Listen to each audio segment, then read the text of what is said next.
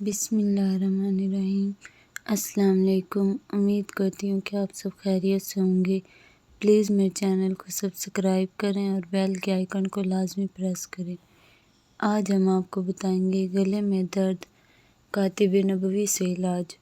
گلے میں درد کا شمار ان بیماریوں میں ہوتا ہے جو کہ عموماً زندگی میں سب کو ہی ہوتا ہے، اور یہ درد کسی چھوٹے بچے کو ہو یا بڑے کو، اس کا درد بہت تکلیف دہ ہوتا ہے۔ ٹھنڈی چیزیں کھانے سے گلے میں ہونے والا درد۔ گلے میں غدود یعنی ٹانسلز کا علاج۔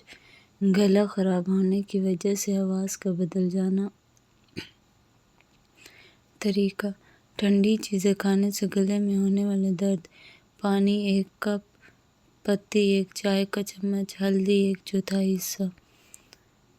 ان تمام کو آپس میں پکائیں۔ خوب پکانے کے بعد جب گاڑھی ہو جائے تو اس ادرک اور چائے ملا کر پی لیں۔ جن افراد کے گلے ٹھنڈی چیز کھانے سے خراب ہوتے ہیں وہ کچھ بھی ٹھنڈا کرنے سے پہلے ڈبل روٹی کا چھوٹا سا ٹکڑا کھا لیں۔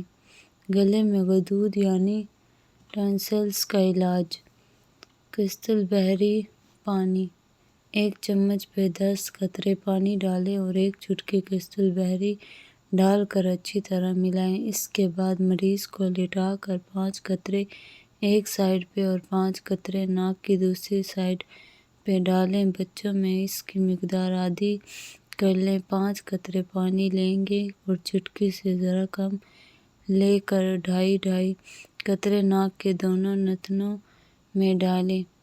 گلا خراب ہونے کی وجہ سے آواز کا بدل جانا۔ اجوائن آدھا چمچ، شکر آدھا چمچ۔